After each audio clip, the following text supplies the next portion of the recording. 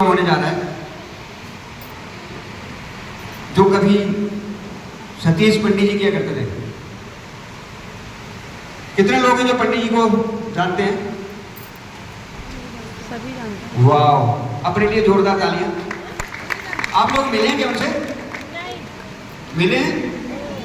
फिर कैसे जानते हैं? कैसे जानते हैं? है जी? एजुकेशन के माध्यम से। ऑडियो वीडियो बहुत बढ़िया, क्योंकि तालियां हो जाए उनके लिए जोरदार। इसीलिए उनको लीजेंड कहा जाता है। वो आज इस दुनिया में नहीं है, 20 साल से इस दुनिया में नहीं है, लेकिन फिर भी हमारे बीच में है। किसकी वजह से? हमारी आवाज की वजह से, हमारे बोलने की वजह से। 20 साल बाद में तो क्या हम भी पंडित जी की तरह बनना चाहते हैं? कितने लोग पंडित जी की तरह बनना चाहते हैं? कितने लोग? बहुत तालियां हो जाए प्रकार पंडित। अच्छा, सुषमा मिश्र की तरह कितने लोग बनना चाहते हैं? वाह, बशीर जी की तरह सभी बन जाइए सर। संतोष जी की तरह कमाल। नेगी जी की तरह। अच्छा, दीवानी मैडम की तरह। ऊपर ही रहेगा सर।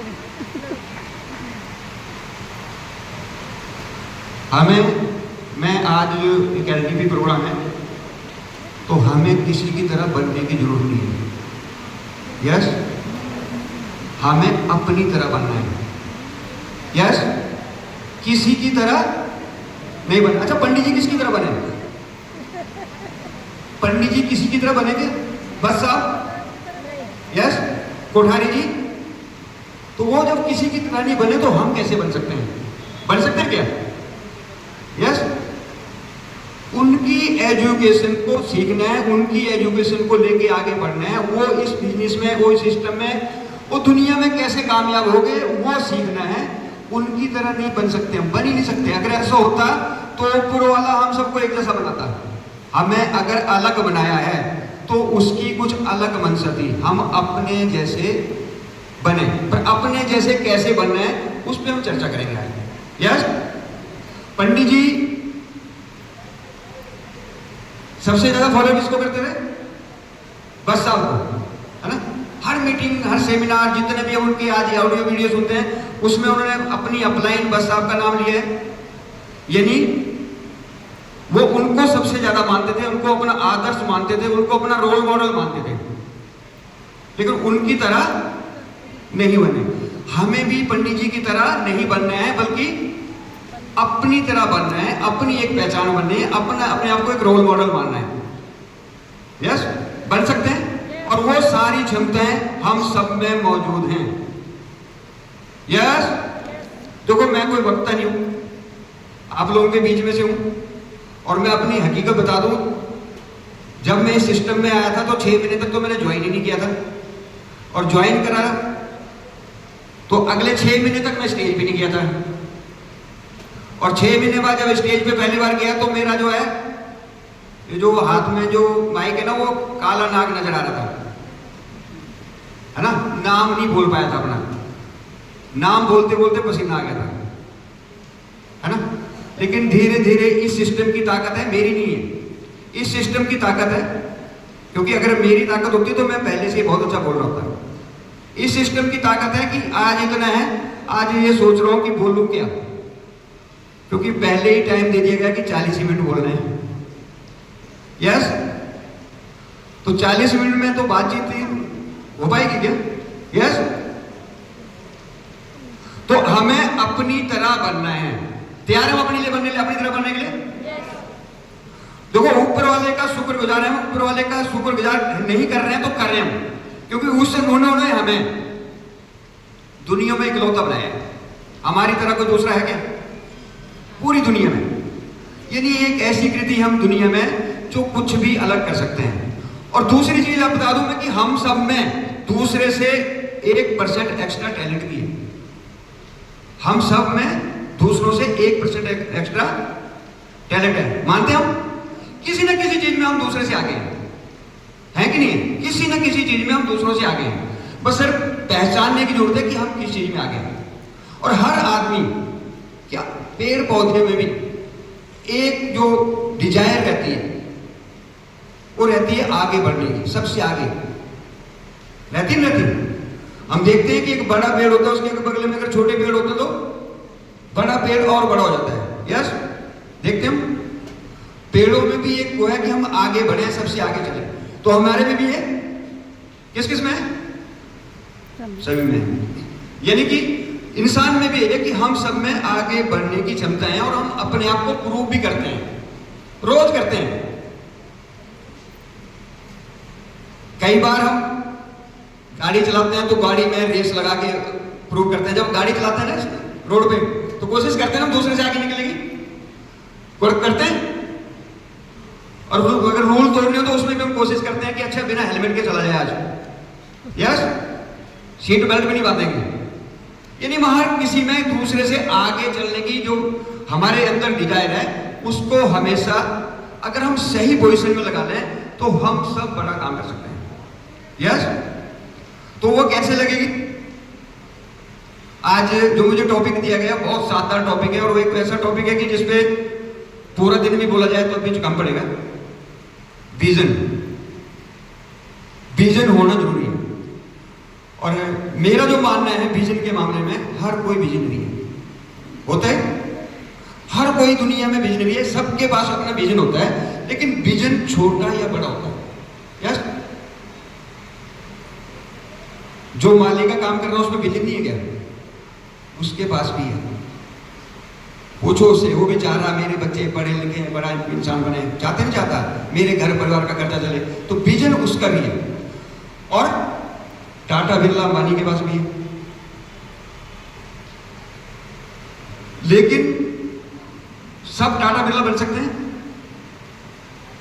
कितने लोग मानते हैं कि सब बन सकते? नहीं बन सकते। जोरदार ताले अपने लिए, बिल्कुल सही कह रहे हैं। सब बन सकते हैं लेकिन सब बनेंगे नहीं। कारण, क्योंकि हम सब जो बीच की खाई है, जो स्क्रिप्ट है, उसको चेंज नहीं कर सकते। अगर मैं बात करूं,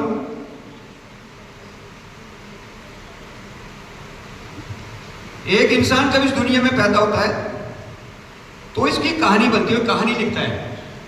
हम सबकी कहानी के लिए अगर लोअर और लोअर मिडिल फैमिली की बात करें तो किस तरह की कहानी लिखते हैं? यानी कि जो बच्चा पैदा होता है, एक जब बच्चा छोटा पैदा होता है, जब इस दुनिया में आता है तो सबसे पहले हम उसे क्या बोलते हैं? राजा बेटा। यस, हमारे यहाँ तो बोलते हैं, यहाँ भी बोलते हैं क्या? यहाँ भी बोलते हैं। तो वो राजा बेटा होता है और वास्तव में उसके अंदर वो सारे गुण मौजूद हैं। ईश्वर ने वो सारी उपलब्धियां उसके अंदर दी हैं कि वो एक राजा बन सकता है। लेकिन जिंदगी के थपेड़े खाते खाते वो राजा बेटा जो है, जब वो 1.5-2 साल का होता है तो वो बोलना सीखता है। कहा जाता है ना कि बोलना तो आदमी 1.5-2 साल में सीख जाता है, लेकिन कब क्या बोलना है उसे सीखने के लिए पूरी जिंदगी छोटी पड़ जाती है। तो वो शुरू में जो है राजा बेटा होता है, और लेकिन उसके लिए माँ बाप सब कुछ होते हैं, भगवान होते हैं। यस, और वो उन पर डिपेंड होता है। लेकिन जब वो 1.5-2 साल का जब होता है, 3 साल का होता है, जब थोड़ा थोड़ा समझने लगता है तो उसके पास भी बड़े बड़े सपने होते हैं, बड़ा विजन होता है उसे। लेकिन उसका उस समय विजन के बारे में ज्यादा जानकारी नहीं होती। वो सोचता है मेरे जो मम्मी पापा हैं ये मेरे लिए सब कुछ ला के दे सकते हैं, सब कुछ कर सकते हैं। और होता भी ये कि अगर वो बाहर जा रहा है और आसमान में अगर जहाज देखता है उड़ते हुए तो क्या बोलता है? पापा मुझे चाहिए। यस, ला सकते हैं क्या? नहीं ला सकते। लेकिन धीरे धीरे जब वो 5-7 साल का होता है, 5-7 साल की उम्र तक जाते जाते 5-7 साल की उम्र तक जाते जाते उसको कई चीजें समझ में आ जाती है कि मेरे घर की परिस्थितियां क्या है, मैं जिस घर में पैदा हुआ हूं उसकी परिस्थिति क्या है, ये मुझे क्या लेके दे सकते हैं। और घर की परिस्थितियों के अनुसार किसी को साइकिल भी मिल सकती है और किसी को कोई खिलौना मिल सकता है। तो उसके बाद उसका धीरे धीरे अपना विजन, अपना सपना बनना शुरू होता है। 10-12 साल की उम्र तक वो इस कंडीशन में आ जाता है कि वो सोचता है कि अब मेरे घर की तो कंडीशन ऐसी है, लेकिन नहीं, मैं अब पढ़ लिख के बड़ा इंसान बनूंगा। यस, अब मैं पढ़ लिख के बड़ा इंसान बनूंगा और जो सपने मेरे माँ बाप ने मेरे प्रति देखे हैं मैं पूरा करूंगा। हमारे साथ भी ऐसे होता है। लेकिन 10-12 साल की उम्र में वो सोचता है, लेकिन उसके बाद आगे का जो उसकी पढ़ाई है, आगे के जो माहौल है, आगे का जो स्ट्रगल है, वो हाई स्कूल, इंटर, ग्रेजुएशन पढ़ते पढ़ते वहां तक जो है उसके दिमाग में कुछ बातें आ जाती हैं। यानी 20, 22, 25 साल तक की उम्र तक जाते जाते पता क्या सोचता है?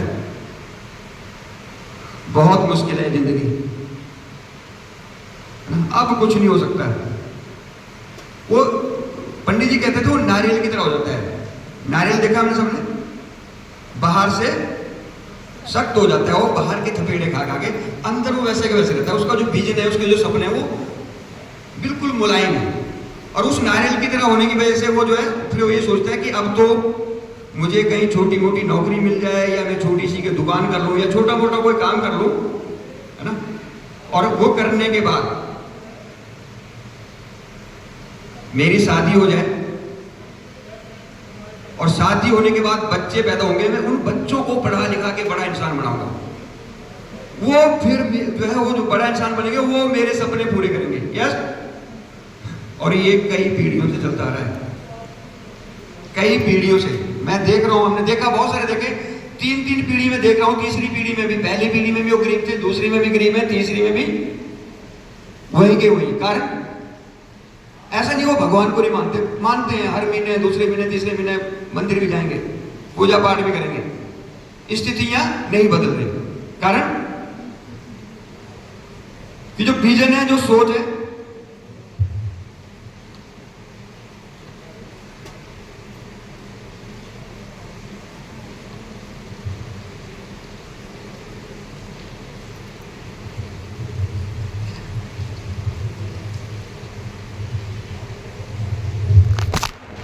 जो विजन है, वो सोच है, बहुत छोटा है।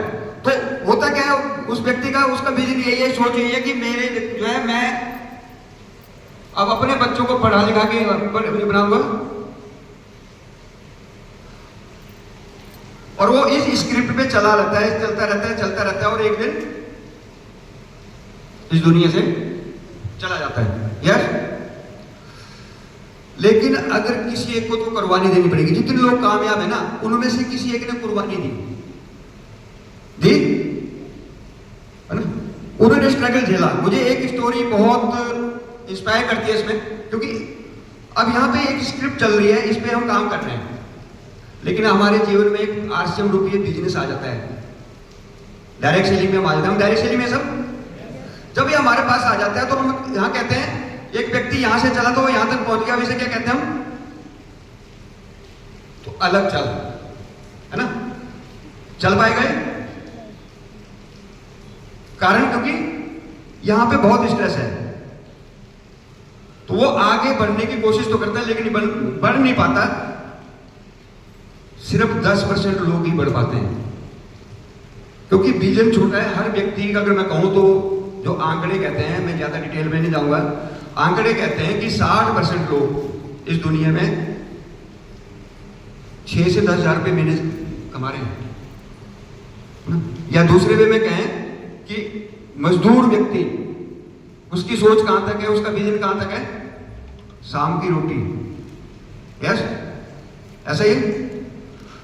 और जो नौकरी पेशा है वो क्या सोचते हैं? महीने भर की तनख्वाह, महीने भर की तनख्वाह। अगर उमाशंकर जी हमारे बीच में बैठे हैं, देखकर भी हैं, और हमारे यहाँ 7 तारीख को तनख्वाह मिलती थी। अगर 7 को नहीं मिलती तो 8 को क्या होता था सर? धरना, है ना। जबकि कहते कि हम गवर्नमेंट जॉब में, यानी 1 महीने की हमारे पास जो विजन है हमारा सिर्फ 1 महीने का है, किसी का 2-3 साल तक का, है ना। लेकिन 10 जो है % लोग ऐसे होते हैं जो अपने भविष्य के बारे में लॉन्ग विजन रखते हैं, लंबा सोच सकते हैं, दूर तक सोच सकते हैं। यस। क्या मतलब आपके लोग क्या मानते हैं? विजन का मतलब क्या मानते हैं? विजन किसे कहते हैं? कुछ लोगों से बात हो सकती है, हाथ खड़ा करे कोई। विजन किसे कहते हैं? जी सर, दूरदृष्टि। बहुत बढ़िया, जोरदार तालियां। और कोई? विजन का मतलब क्या है?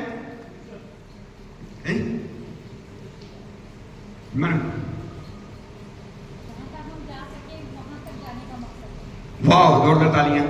और कोई विजन के बारे में कोई और बताएंगे? बिल्कुल। जो आज दिखता नहीं है पर भविष्य में होगा, पर हम उसके लिए आज से काम शुरू करते हैं। वाह, जोरदार तालियां। और कोई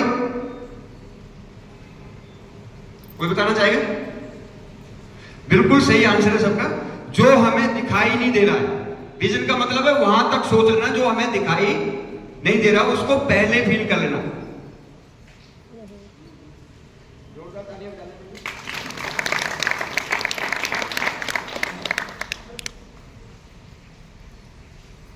वो चीज आज ही पहले फील कर लेना जो दिखाई नहीं दे रही, भविष्य में क्या होने वाला है। तो अब इसमें बात करता है, इस स्क्रिप्ट में इन्होंने तो देखा और भविष्य में क्या होने वाला है नहीं देखा। मैंने कहा था ना विजन सबके पास है, तो इन्होंने भी देखा है। तो इन्होंने कैसे देखा, अपने विजन को कैसे देखा? हर व्यक्ति के विजन में क्या चीज होती है? छोटे व्यक्ति को छोटे सपने देखते ना सब। अच्छा, मर्सिडीज कार किसको नहीं चाहिए होगी? जो यूपी में रहते हैं उनको किसी भी काम करने के लिए अगर हम एक टाइम फिक्स कर लेते हैं तो वो हमारे लिए आसान हो जाता है। लेकिन अगर हमने टाइम फिक्स नहीं किया है ना, और वो मिथलेबल नहीं किया उस चीज को कि मुझे क्या चाहिए, तो वो हो भी सकता है और वो नहीं हो सकता है। जैसे हमने सपना देखा, अच्छा हमने देखा कि हमने कार चाहिए और हमने ये नहीं लिखा कितने की कार चाहिए, तो कार कितने की आती है? किसी को नहीं पता?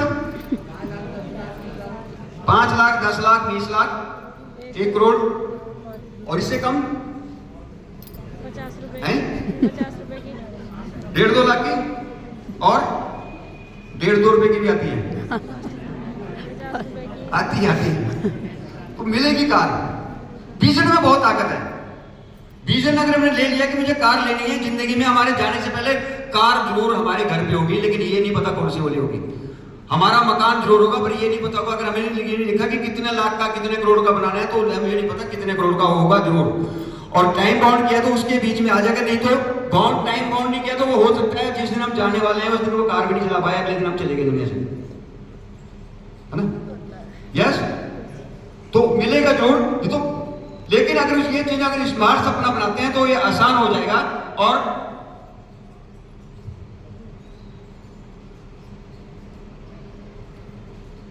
इसके साथ अगर हम टाइम बाउंड के बाद अपना टाइम मैनेजमेंट भी कर लें तो बहुत ज्यादा जरूरी है। इसका जिंदगी में बहुत बड़ा रोल है।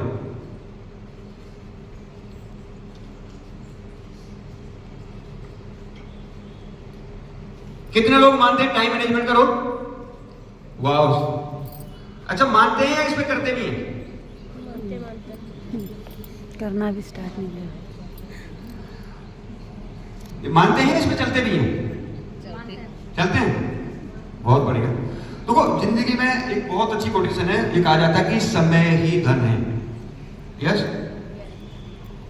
समय ही धन है। हकीकत में समय ही धन नहीं है क्या? समय धन नहीं है। मिले या किसी को बैठे हुए? समय एक संभावित धन है। अगर उस समय का हम सही उपयोग करेंगे तो वो हमें मिलने वाला है। तो लेकिन समय हमारे पास सबके पास, अगर हम कहें तो ऊपर वाले ने 2 चीजें हम सबको इक्वल दी है। पहली 24 घंटे हर एक के बाद पर डे है, और दूसरी क्या चीज दी है? दिमाग। पहला दिया है 24 घंटे और दिमाग। ये दोनों चीजें सबको बराबर रूप में दी है ऊपर वाले ने, किसी के पास कम ज्यादा नहीं, सिर्फ इस्तेमाल अलग अलग है। और उसी इस्तेमाल का फर्क है कि कोई गरीब रह जाता है, कोई अमीर रह जाता है ना? क्योंकि ये क्या सोचता है इस पे डिपेंड करता है। ये कितना बड़ा सोच सकता है वो उतना बड़ा लेता है, जो जितना छोटा सोचता है वो उतना छोटा सोचता है। तो 24 घंटे सबके पास है। और जितने लोग इस दुनिया में कामयाब हैं, कामयाब हुए हैं उनके पास भी 24 घंटे थे, और जो नहीं हुए उनके पास भी उतने थे। लेकिन मैंने बताया कि 60% लोग तो इस जो है कम से कम 10,000-12,000 रुपये से ऊपर महीने नहीं कमाते। अगर मैं अगले 30% लोगों की बात करूं तो वो 20-25 हज़ार तक संतुष्ट रहते हैं, 30 हज़ार तक, है ना, कोई 50 हज़ार तक। वो लखपति 1 लाख महीने की सोचते नहीं। 7% लोग ऐसे हैं कि जो 1 लाख से लेके तो 5 लाख रुपए महीने तक की बात सोचते हैं। लेकिन 3% लोग ऐसे हैं जो 5 लाख रुपए महीने से ज्यादा कमा रहे हैं आज की डेट में। और उनमें और हमारे में कोई भी अंतर नहीं है। अंतर है तो सिर्फ इन 2 चीजों का कि हम अपने समय को कैसे इस्तेमाल कर रहे हैं और कितना बड़ा सोचते हैं, कितना बड़ा हम सोच पा रहे हैं, उतना ही हमें मिल पाता। तो अगर इसमें बात करूं तो हम आज की डेट में अगर माने कि हम टाइम को कैसे अपना इस्तेमाल करें, तो आज की डेट में एवरेज एज क्या मानते हैं हम लोग? कितने साल जीता है इंसान एवरेज? 60-65 है ना, 70 मान लेते हैं, है ना। अगर हम 70 नहीं मानेंगे तो 10 वाल सर कहेंगे मैं तो 78 को हो गया। एवरेज की बात कर रहा हूं। हमें नहीं पता इस दुनिया से कब किसने चले जाना, हमें नहीं पता किसके पास कितने दिन में है ना। पंडित जी को भी नहीं पता था, सतीश पंडित जी को मैं एक बार 2 फिर जाऊंगा, उनको भी नहीं पता था कि चले जाना है। अगर उनको पता होता चले जाना है तो शायद वो और पहले से काम कर रहे होते हैं, है ना। उनको भी नहीं पता था क्योंकि वो 31 अगस्त को देहरादून में सुरभि होटल में थे। 3 से 8 उन्होंने एलडीपी ली 31 अगस्त 2005 की। मैं उस एलडीपी में मौजूद था और 31 अगस्त 2005 की एलडीपी लेने के बाद 1 सितंबर को वो बिधौली में थे।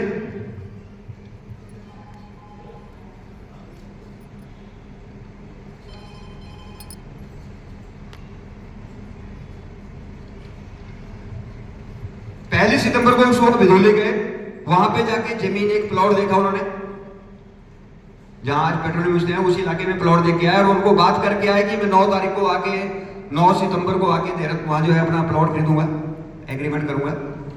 पहली को घर चले गए, घर जाके मैडम को तैयार किया कि वैष्णो देवी जाना है। वैष्णो देवी के लिए चले। दूसरे दिन सुबह जम्मू पहुंचे। जम्मू में उनका एक सेमिनार था, सेमिनार लिया। 3 बजे सेमिनार से फ्री हुए, वहां से कुछ लीडर और उनके साथ चले वैष्णो देवी की यात्रा पे। 2 जुड़वा बच्चे थे उनके, उन दोनों को लिया, मैडम साथ में थी, चढ़ाई चढ़ रहे थे। एक ऐसी घटना है जो वास्तव में नहीं आ सकती है। विजन में क्या ताकत होती है। चढ़ाई चढ़ रहे थे, जब वो चढ़ाई चढ़ रहे थे अर्धकुंवारी से पहले पहुंचे, तो उससे पहले उन्होंने दोनों बच्चों को कंधे पे उठा रखा था। लगभग 40 साल एज थी उनकी अपनी, और सीने में दर्द हुआ बहुत तेज। जब तेज दर्द हुआ तो वहां पे चलते चलते एक डॉक्टर तक पहुंच गए। जब डॉक्टर के यहाँ पहुंचे, चलते हुए डॉक्टर के यहाँ गए हो, जब डॉक्टर के यहाँ पहुंचे तो उन्होंने जब बीपी नापा, बीपी समझते हो सब कितना होना चाहिए नॉर्मल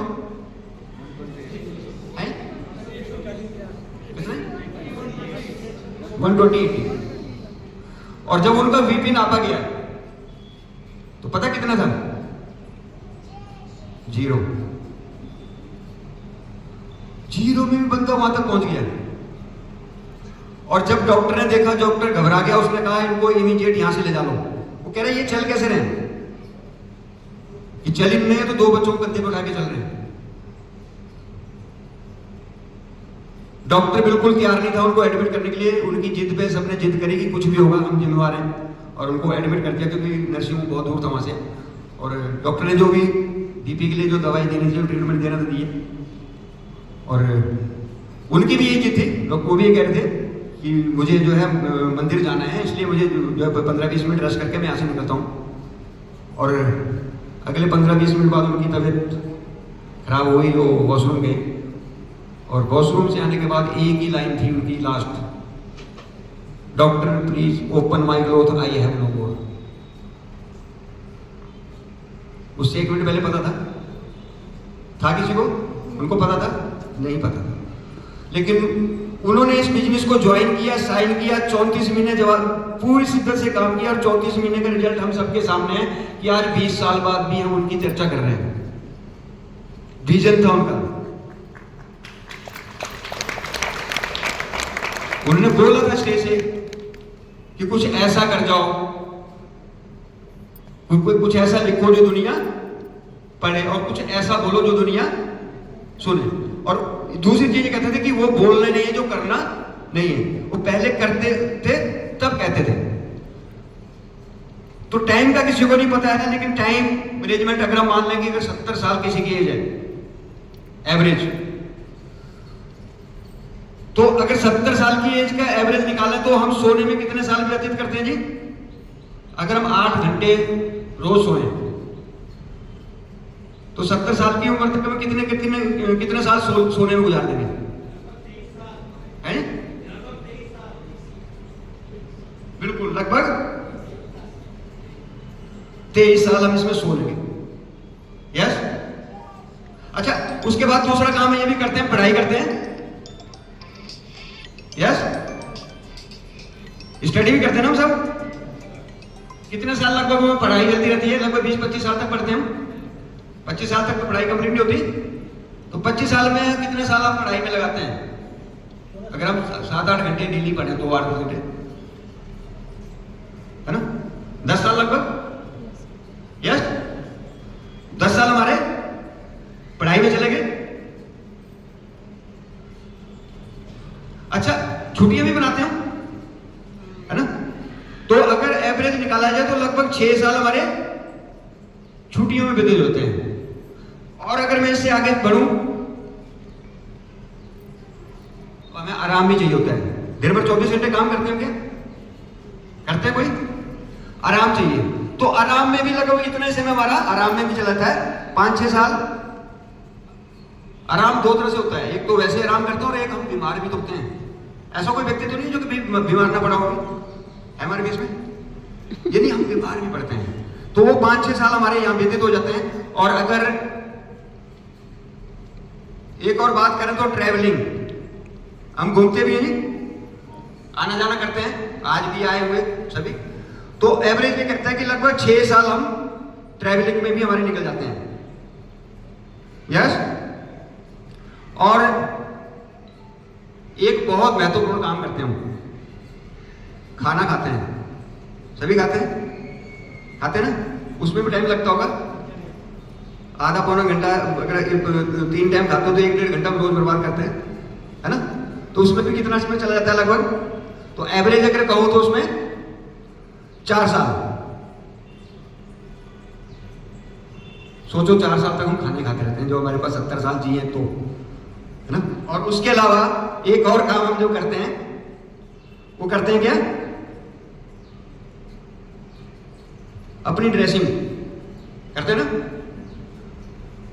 कपड़े पहनना, नहाना धोना करते हैं सब, मेकअप करना है ना, जेंट्स है तो शेविंग करना, तो इसमें भी टाइम लगता होगा। तो कितने साल लगभग इसमें लग चले जाते हैं हमारे? हैं? 2 साल मान लेते हैं। अभी कितने हो गए लगभग?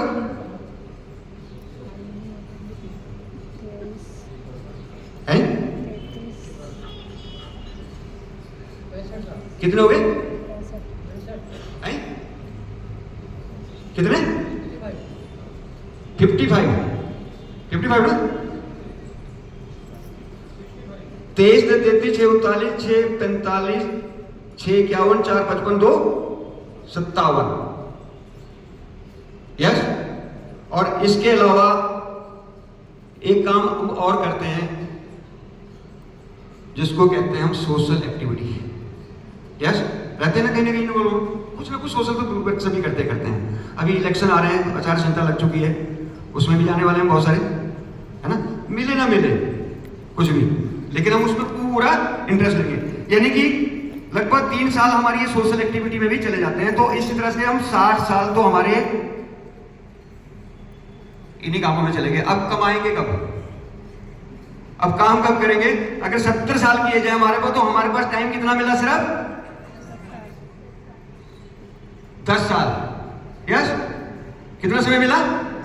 यानी 10 साल तक ही हम पूरी जिंदगी 70 साल जीते तो 10 ही साल काम करते हैं। और जो लोग कामयाब हुए उन्होंने भी तो नहीं किया है ना। हो सकता है 10 की जगह 12-15 कर लिया हुआ, क्योंकि उनको भी ये सारे काम जरूरी थे। कोई ऐसा तो नहीं था जिनको जरूरी नहीं थे। ये तो सारे जरूरी काम है ना। थोड़ा बहुत बढ़ाया होगा, कोई ज्यादा काम करता होगा, 15 साल कर लिए होगे, यानी 10 साल काम करते हैं तो हमारे पास 87,600 घंटे। कितने? हम 87,600 घंटे काम करते हैं। अगर वो भी कब? जब वो पहले दिन से काम करना शुरू करते हैं, जब बच्चा पैदा होता है तब से, है ना। अब उस उम्र में तो नहीं है कोई। तो अगर हम आज 35 के हैं, 35 ही बचे हैं, तो हमारे पास 87,000 घंटे का आधा कर लें, उतने घंटे हमारे पास बचे हैं। तो अगर हम लाइन खींच दें, उतने आगे घंटों को इस्तेमाल कर लें, तब भी हम कामयाब हो सकते हैं। क्योंकि आरसीएम एक ऐसी अपॉर्चुनिटी है कि जो कहते हैं कि 3 से 5 साल मुझे शिद्दत से दे दो, ईमानदारी से दे दो, आप 45 साल का काम कर सकते हैं। बस साहब ने कहा था, जोरदार तालियां चाहूंगा सर के लिए। उनकी टीम में सतीश पंडित जी जैसे स्टूडेंट हैं और फख्र करते हैं हम भी, उनकी एजुकेशन के माध्यम से हम भी सीख रहे हैं। तो पंडित जी ने कहा था 45 साल या 5 साल, कि 45 साल काम करो या 5 साल करो। तो 5 साल अगर आरसीएम को शिद्दत से दे देते हैं, ईमानदारी से दे देते हैं, तो आप 50 साल का काम 5 साल में कर सकते हैं। लेकिन पंडित जी ने, उनके अंदर जो तड़प थी, उनके अंदर जो विजन था, उनकी जो भूख थी, उन्होंने वो काम 34 महीने में कर लिया। किया नहीं किया? उन्होंने 3 साल में कर लिया। यानी उनसे भी सबसे, इसलिए उनको बस साहब ने सबसे बेस्ट स्टूडेंट का खिताब दिया हुआ है। अगर बस साहब से कोई पूछे, उन्होंने लिखा भी है, हम यूट्यूब पे भी देख सकते हैं कि मेरा कोई स्टूडेंट है अभी तक इस बिजनेस में जो सबसे बेस्ट स्टूडेंट है, तो वो पंडित जी हैं। और पंडित जी का भी ये ड्रीम भी था, ये विजन भी था कि मुझे एक अच्छे वक्ता नहीं बल्कि एक अच्छे स्टूडेंट के रूप में जाना जाए। तो अगर हम भी कामयाब होना चाहते हैं तो हमें भी एक अच्छा स्टूडेंट बनना पड़ेगा। अगर हम एक अच्छा स्टूडेंट बनने में कामयाब हो गए तो हम भी इस बिजनेस में कामयाब होते हैं। लेकिन हम अक्सर क्या करते हैं, एक अच्छा वक्ता बनने की, है ना, कोशिश करते हैं। तो 10 साल की अगर इन 10 घंटों की बात करूं तो अगर इनको ईमानदारी से कर पाए तो हम सब कामयाब अभी भी हो सकते हैं, यानी 5 साल। लेकिन अगर हमें मान लो इस बिजनेस को करते 1 साल, 2 साल, 3 साल हो गए, नहीं कर पाए, 4 साल, 5 साल भी हो गए, 10 साल भी हो गए, नहीं कर पाए, लेकिन विजन की अच्छी खूबी है कि इसे हम कभी भी कहीं से भी शुरू कर सकते हैं। आज वो बना सकते हैं, आज लिख के जा सकते हैं कि आज से मुझे इस काम पे काम करना है, आज मैंने इस पे काम करना है, मुझे 3 साल इस पे काम करना है, पूरा डेडिकेशन से काम करना है, समर्पण भाव से काम करना है, अगले 5 साल काम करना है, ताकि मैं भी फाइनेंशियल फ्रीडम हो जाऊं, पैसिव इनकम ले सकूं। कर सकते हैं हम? कितने लोग तैयार हैं? वाह, जोरदार तालियां बन ले। बोल तो दिया हमने, लेकिन जब चैलेंज आता है ना, तो कारण क्या है कि 90%, मैंने पहले कहा कि 90% और 10% का आंकड़ा है दुनिया में, और 90% लोग, और जो 10% लोग हैं उनमें उनका ब्लड का रंग एक है, सारी चीजें एक है, दिमाग बराबर है, 24 घंटे सबके पास है, अंतर है वो उनकी जिद का है। ये जो 10% लोग हैं ना, ये अपने काम के प्रति जिद्दी रहे हैं। जैसे यहाँ बैठे हैं, पंडित जी कहते थे कि दूध में जो मलाई होती है ना, कम मात्रा में होती है, दूध ज्यादा होता है, मलाई उतनी होती है। तो पंडित जी की मैंने जब पहली एलडीपी सुनी थी और उनका जो पहला टॉपिक सुना था, 10 साल हमारे बीच में बैठे, तो उस टॉपिक को जो देहरादून सुरभि होटल में, वो सत्कार होटल में, अब जो सत्यम के शिवम के नाम से है, उसमें एलडीपी हो रही थी, 68 लोग थे, और पहली लाइन जो उनकी सुनी थी, उन्होंने यही लाइन से शुरुआत हुई थी कि दूध तो बहुत सारा होता है, क्रीम की मात्रा कम होती है ना। तो दूध तो बाहर है, क्रीम सारी यहाँ पे मौजूद है। यानी हम सब 100% जो है, हम 90% में नहीं, 10% लोगों के बीच में। तो 10% लोग क्या करते हैं कि जब भी कोई भी चैलेंज हो, चैलेंज को एक्सेप्ट करते हैं, जिद के आगे सब कुछ उनके हार जाता है ना। और वो प्रूफ भी किया आप सबने, तो एक बार जोरदार अपनी तालियां बजाते हैं कि हम बिल्कुल ऐसी मूसलाधार बारिश आज ही आनी थी, लेकिन बिल्कुल अड़िग रहे, कैसे भी कोशिश करी, भीगते आए, जैसे भी पहुंचे, लेकिन हम हॉल में मौजूद हैं। यानी हम पहले तो अपने आप को मान लें कि हम इन 10% लोगों में हैं। यस, हाँ, चैलेंज बहुत सारे आते हैं। मैं एक स्टोरी में जैसे कि बता रहा था, मैं उससे थोड़ा इंस्पायर हूँ। एक लड़के की कहानी है जो बहुत मतलब लोअर मिडिल फैमिली से था, झुग्गी झोंपड़ी में रहता था। और उसकी जो झुग्गी झोंपड़ी थी, विनोद नागरे उसका नाम था, वो गोल्फ कोर्ट के बगल में थी। वो बस्ती गोल्फ कोर्ट के बगल में थी। उस गोल्फ कोर्ट के बगल में बस्ती होने के नाते नेचुरली वहाँ उनको गोल्फ ज्यादा अट्रैक्ट करता था, क्योंकि वो गोल्फ कोर्ट में वहीं पे अपना काम भी करते थे, उनके घरों में काम करना, वहाँ छोटी छोटी दुकानें लगाना, वहाँ सामान बेचना, है ना। तो वो गोल्फ वालों से ज्यादा, और गोल्फ के बारे में पता है ना, सबसे महंगा गेम है, मानते हैं, सबसे महंगा गेम है। तो वहां के बच्चों में भी वो ज्यादा क्रेज था, वो गोल्फ ही खेलते थे।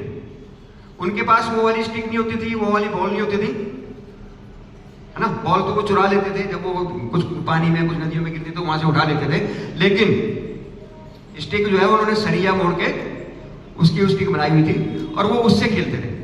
तो उन्हीं में एक लड़का था विनोद नागरे और उसका एक दोस्त था दिनेश। दोनों में का विजन बना था, कुछ बड़ा करना है, और दोनों ने ठानी की हमें गोल्फर बनना है। लेकिन गोल्फर बनना है तो बहुत सारा पैसा चाहिए, और बस्ती में कोच की फीस देनी और ये सारी चीजें नहीं हो सकती, वो महंगा गेम है, तो सारी चीजें महंगी मिलती है, तो नहीं कर सकते थे। तो दोनों में से देखो जिद शुरू करी, अब तो दिनेश ने भी करी और उसने भी करी, लेकिन धीरे धीरे दिनेश ने अपने सपने पूरे करने के लिए गलत तरीके बना लिए, है ना। उसने छोटे छोटे कुछ गलत काम करना शुरू कर दिए। लेकिन जो दूसरा था पवन नागरे, उसकी जिद थी कि मुझे बड़ा गोल्फर बनना है। उसने घुटने नहीं देखे, चैलेंज आए, इतने चैलेंज आए कि कुछ दिनों बाद जो है म्यूनिसिपैलिटी वालों ने उनकी जो है झुग्गियां तोड़ दी, सड़क पे आ गए, खाने के लिए नहीं। जो एक छोटी बहन भाई था, उनके खर्चे की जिम्मेदारी उस पर थी, क्योंकि वो दुकान पे काम करता था, कुछ वहां पे भी काम करता था। लेकिन समय चलता रहा, बहुत सारे चैलेंज उसने झेले। बाद में जो वहां का सबसे अच्छा कोच था राणे, उसके से उसे कोचिंग मिली। कोचिंग मिलने के बाद भी चैलेंज आए, उसको बाद में स्पॉन्सरशिप भी मिली, उसके बाद भी बहुत सारे चैलेंज झेले, क्योंकि बहन की पढ़ाई, भाई का खर्चा रुक गया, है ना। लेकिन जब भी ऐसी कंडीशन आती थी, यानी कि जिस दिन उसका मैच होता था, मजे की बात, उसी दिन उसके घर पे कुछ ना कुछ क्लेश होता था। लेकिन वो क्लेश में नहीं होता था, वो मैच में होता था। और जितने लोग कामयाब है वो ऐसे थे कि उन्होंने सचिन तेंदुलकर के बारे में सुना हमने, है ना। जब वो उनके पापा एक्सपायर हुए थे, वो कहां थे, हैं? शारजा में थे, वहां पे क्रिकेट खेल रहे थे, नहीं आ पाए। कारण कामयाब होना था, विजन था बड़ा, इस क्रिकेट का भगवान बनना था, है ना। महेंद्र सिंह धोनी, अब नकल करते हैं, बहुत सारे लोग करते थे, उनके बालों की नकल करते हैं। महेंद्र सिंह धोनी जैसा बनना है, कोई नहीं बन सकता। महेंद्र सिंह धोनी अपने आप में एक बहुत बड़ा नाम है। हाँ, हम अपने जैसा बनते हैं। हमारा नाम इतना बुरा है क्या, हम अपना नाम नहीं बनाना चाहते? इतना बुरा लगता है क्या? देखो, माँ बाप ने बड़े प्यार से रखा है, राजा बेटा समझ के रखा है ना। तो उनका सपना है कि हमारा नाम बड़ा हो दुनिया में, यानी हमारे नाम से उनको जाना जाए, उनकी पहचान हो, तो हम अपने नाम पे फख्र करें। तो बहुत सारे चैलेंज होने के बाद, हालांकि बाद में क्या हुआ कि जो लड़का था उसके साथ, जो दिनेश था, वो पकड़ा गया, क्योंकि गलत काम कर रहा था। गलत काम का, बुरे काम का बुरा नतीजा, उसके साथ भी वो पकड़ा गया, जेल हुई, जेल से छूटा। लेकिन जेल से छूटने के बाद उसके बाद उसका एकदम बहुत परिवर्तन आया, और उसने जो भी पैसा कमाया था, उसने वो जो अपना दोस्त जो पवन नागरे था, जिसकी झुग्गी झोंपड़ी फिर तोड़ दी गई एक बार, तो उन्होंने उसके लिए मकान खरीद दिया था। कोई जो म्यूनिसिपैलिटी के जो यहाँ भी लिखते हैं ना, लॉटरी लगती है, तो लॉटरी में नाम निकलता है, तो उसका नाम आया था, तो उन्होंने उसके मकानों को खरीद दिया था, और एक एक्सीडेंट में वो बेचारा मारा गया, वो दुनिया में चला गया। लेकिन विनोद नागरे और पवन नागरे लगा रहा, और तब तक नहीं रुका जब तक वो कामयाब नहीं हो गया। मैच खेल रहा था, और उस मैच के दौरान ही उसको खबर आ जाती है कि ऐसे ऐसे उसका दोस्त मारा गया, क्योंकि वो कैडी का काम उसका वही कर रहा था। लेकिन उस तक वो खबर नहीं पहुंचाती जब तक वो गोल नहीं करता। लेकिन उसका बाद में सपना बना, मुझे प्रो गोल्फर बनना है, और प्रो गोल्फर बनने के लिए उसको स्पॉन्सरशिप भी मिली। स्पॉन्सरशिप लेकिन उसी तक सीमित थी। लेकिन वहां पे एक चैलेंज आया। चैलेंज पता क्या है, जो अक्सर हमारे बीच में आ जाता है, हमें आ जाता है। उसको अपने टैलेंट का अभिमान हो गया।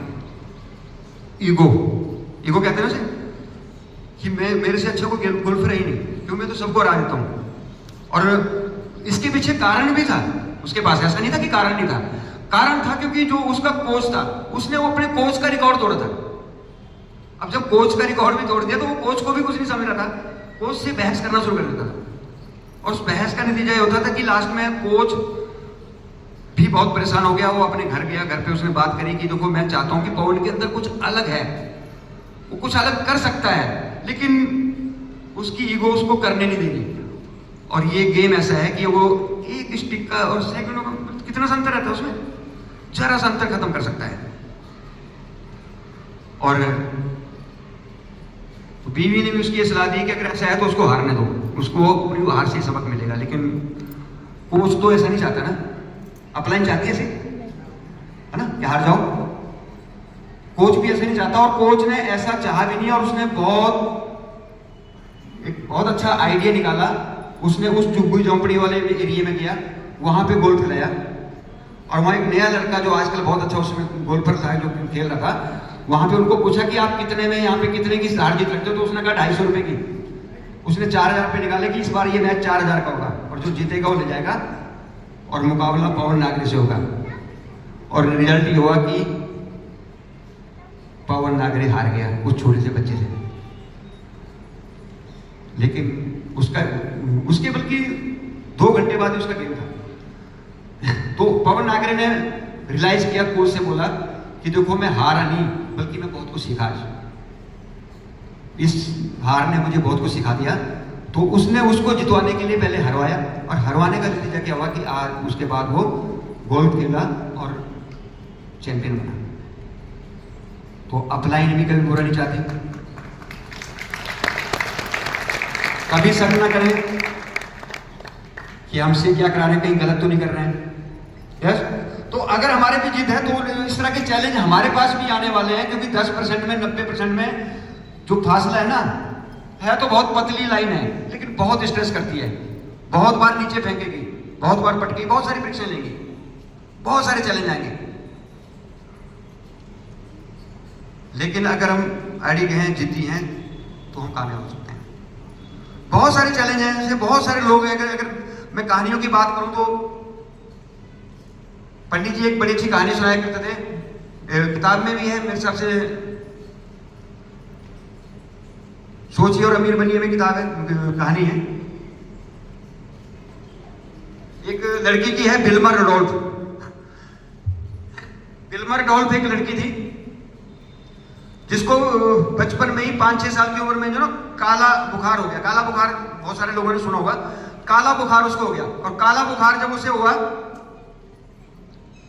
तो वो पैरालिसिस हो गई, ब्रेसलेट लग गए उसको, यानी कि जमीन पे पैर भी नहीं रख सकती थी।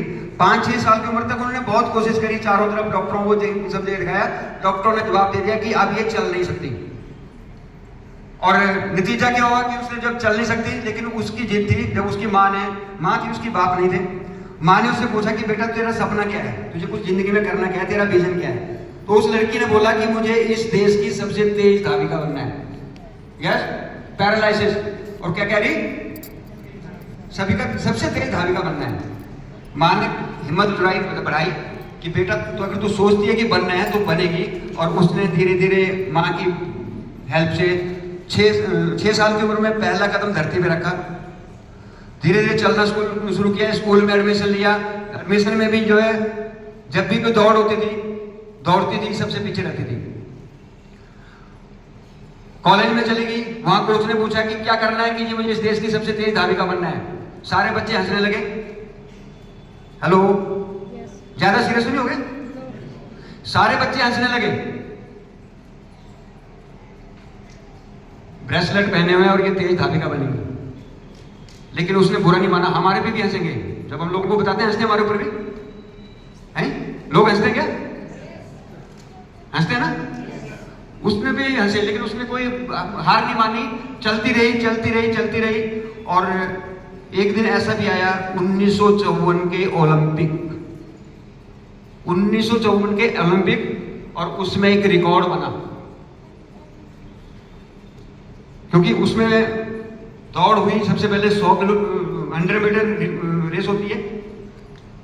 उसकी जो चैंपियन थी उससे पहले, उसका नाम था जूता हेन,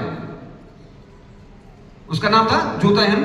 तो वो पहले की चैंपियन थी। तो रेस हुई और रेस में सबको ये पता था कि जूता हेन जीतेगी, लेकिन उस लड़की ने भी दौड़ा और नतीजा ये है कि वो 100 मीटर रिले रेस जीत गई और एक रिकॉर्ड बन गया कि एक पैरालिसिस लड़की ने 1954 के ओलंपिक में 100 मीटर रेस का गोल्ड मेडल अपने नाम किया। तालियां नहीं होनी चाहिए? लेकिन वो यहां भी नहीं रुकी, उसने फिर 200 मीटर में भी पार्टिसिपेट किया, 200 मीटर में भी किया, तो उसमें भी उसने अपने गोल्ड मेडल अपने नाम किया और दूसरा रिकॉर्ड की एक नहीं 2 मेडल अपने नाम किए। उसके बाद तीसरा 400 मीटर रिले रेस होती है। 400 रिले रेस का मतलब हम समझते हैं कि एक बैटन या एक रुमाल जो है सबको 100 मीटर पे खड़े करते हैं और पहला दूसरा तीसरा को बढ़ाता है और चौथे वाला लास्ट में पूरा करते हैं।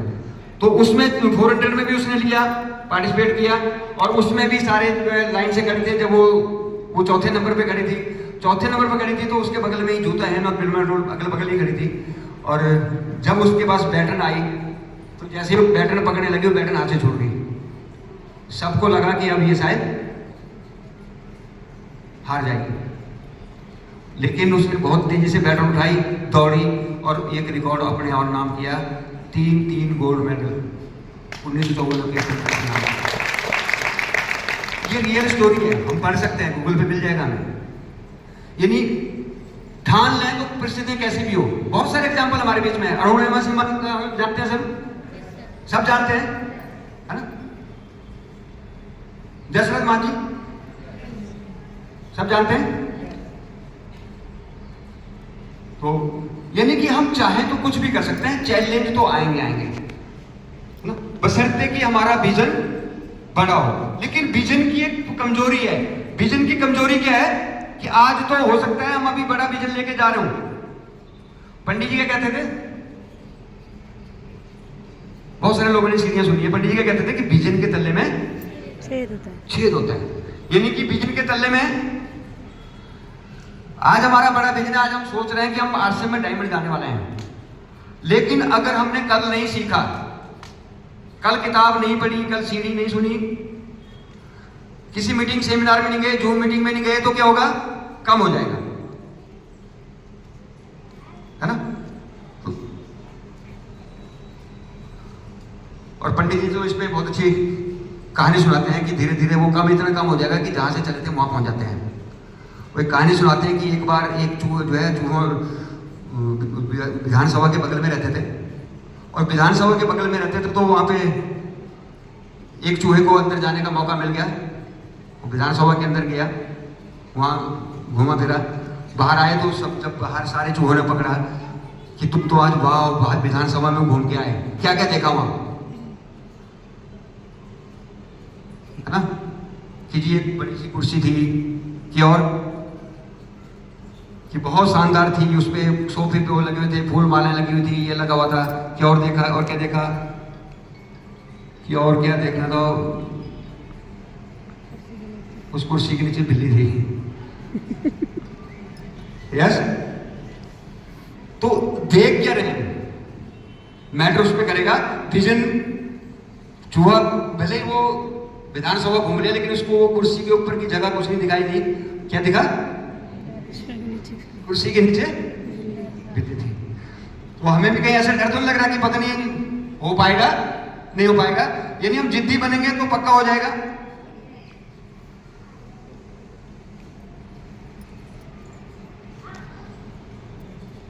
मुझे इशारा मिल रहा है कि समय समाप्त हो रहा है, क्योंकि आज हम सब लकी हैं, हमें बहुत कुछ आज सीखने को मिलने वाला है। एक ऐसी ऐसी शख्सियत हमारे बीच में है जिनके पास खजाना है। मैं अपनी बताऊं तो मेरे पास तो बहुत ज़्यादा नहीं है, क्योंकि अगर मैं बात करूं तो मैंने गवर्नमेंट जॉब के साथ इस बिजनेस को शुरू किया था, पार्ट टाइम किया। हाँ, बस एक ही था, जिद्दी रहा मैं शुरू से, जब भी हुआ मैं खड़ा रहा। चैलेंज कैसे भी आए, देहरादून में पिकअप सेंटर, एक ही पिकअप सेंटर रह गए थे अनूप गुसाई जी, दूसरा सेंटर नहीं था, सेंटर खोला।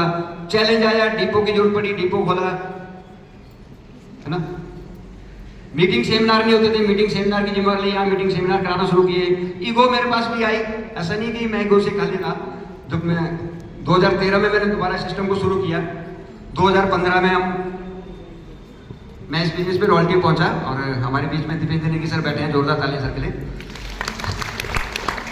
टारगेट कोई होता है ना तो उसमें हम बहुत अच्छा काम कर लेते हैं। तो एक ऐसा टारगेट था कंपनी ने दिया था, न्यूट्रीचार्ज ने, कि जो भी नई रॉयल्टी पिन हासिल करेगा वो दार्जिलिंग टूर पे जाएगा।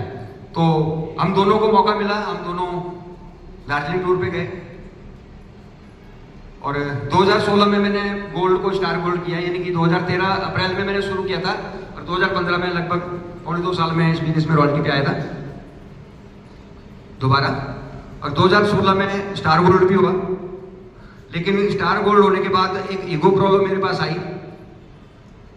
देखो मैं आपको नहीं कहना आप लोगों को भी आती है, पर मुझे आई थी और वो इतनी ज्यादा आ गई थी कि मैंने अपलाइन को कुछ नहीं समझा था और उसका नतीजा मैंने बस साहब से बहुत ज्यादा झगड़ा कर लिया, बहुत ज्यादा। लेकिन बस साहब तो भगवान एक बार जोरदार तालियां उनके हो जाए, उनके जैसा व्यक्ति शायद वहां तक उनकी तरह बनना तो बड़ा मुश्किल काम है। तो इतनी बात, बहुत कुछ झगड़ा होने के बाद फिर भी उन्होंने अपनी जिद नहीं छोड़ी। हालांकि अगर मैं उनके बिजनेस की और अपनी तुलना करूं ना तो हाथी और चींटी के बराबर है मेरा इतना सा बिजनेस। लेकिन मेरे पास ईगो इतनी बड़ी थी, कारण नौकरी भी थी, मैं अच्छी नौकरी कर रहा था, बहुत सी लाइफ थी, ऐसा है ना, गुड लाइफ जी रहा था। तो उसके बाद भी कह रहे हैं कि अच्छा दिमाग जी अगला सेमिनार कब होगा, लेकिन वो बात इतनी बढ़ चुकी थी कि मैंने मना कर दिया कि मैं उस सेमिनार में नहीं आऊँगा। और देहरादून में उन्होंने सेमिनार किया, क्योंकि बस साहब की एक बात है कि उन्होंने जो कमिटमेंट कर दिया वो कर दिया। अगर वो डायमंड है तो इसलिए कि अगर उन्होंने टाइम रख दिया कि मीटिंग इतने बजे शुरू होनी है, इतने बजे शुरू होनी है और इतने बजे खत्म होनी है तो इतने बजे खत्म होनी है, उस टाइम का नतीजा हुआ है। उन्होंने देहरादून प्रोग्राम रखा था, सेमिनार मैंने लिया था, लेकिन मैंने मना कर दिया। उन्होंने उसी डेट पे सेमिनार कराया, दूसरे व्यक्ति ने उसकी जिम्मेवारी ली, भले ही वो हॉल को और ज्यादा महंगा पड़ा, है ना। और उनकी जिद देखो कि मैं घर पे बैठा हुआ, बालकनी में बैठा रहा और वो बार बार फोन करते रहे। हाँ, ये मेरा एक उसूल रहा है कि मैं फोन कभी मिस नहीं करता किसी का, फोन जरूर उठाता हूँ, चाहे कोई दोस्त करे चाहे दुश्मन करे, चाहे रात 12 बजे करे, 2 बजे करे, 4 बजे किसी बीच में करे, मैं फोन जरूर उठाता हूँ। तो बस साहब भी फोन कर रहे थे, मैं फोन उठाता था, सर नहीं आ सकता, और वो बार बार बोलते रहे कि धीमान जी बस एक बार शक्ल दिखा दो, एक बार शक्ल दिखा दो, नहीं मानना। और सेमिनार हो गया, बस साहब का बिजनेस नहीं रुका, रुक गया क्या? मेरा रुक गया, नीचे आया, डाउन आया, 17 हो गया, 18 हो गया, बिजनेस अप डाउन होता रहा। हमने कहा क्या जरूरत है अपलाइनों की, इस तरह की मीटिंग हुई सेमिनार में पैसा खर्च करने की, अपनी मीटिंगें करते हैं, नेगी जी गवाह हैं, अपनी मीटिंगें शुरू करी, फ्री में मीटिंगें शुरू करी, चार्ज नहीं लेना कोई भी, है ना, 20-30 रुपये मीटिंग शुरू करी। लेकिन नतीजा क्या हुआ? रिजल्ट आते थे, चले जाते थे। और धीरे धीरे लेकिन 2018 में फिर समझ में आया कि कहीं ना कहीं गलती हो रही है। फिर पंडित जी की सीढ़ियाँ सुनी, क्योंकि मैं पंडित जी का बहुत बड़ा फैन रहा हूँ।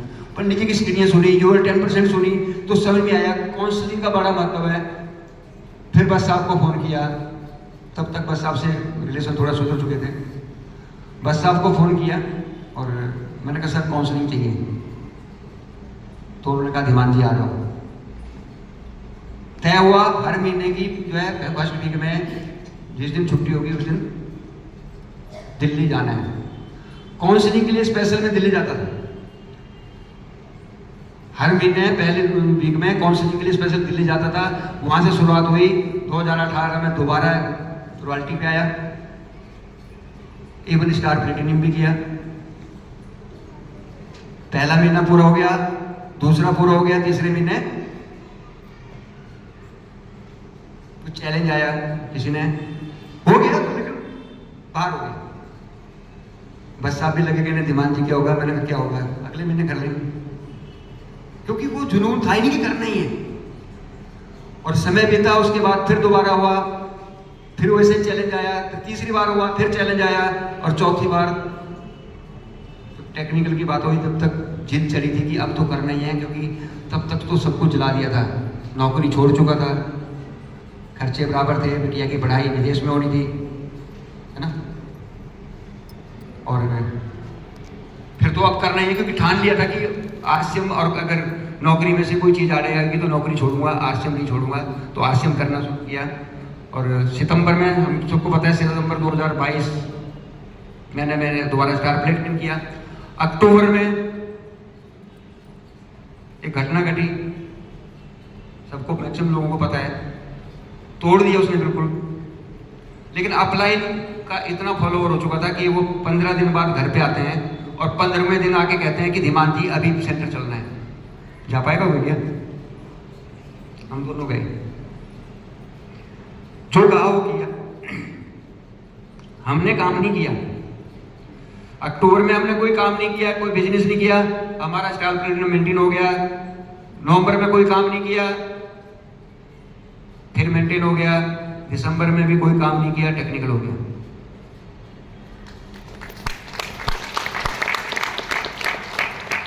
तो ये मेरी नहीं, सिस्टम की ताकत है। ये सिस्टम इस तरह से डिजाइन है कि एक बार आप कर देते हैं ना, एक बार पेड़ लगाते हैं तो फल तो आएंगे, है ना।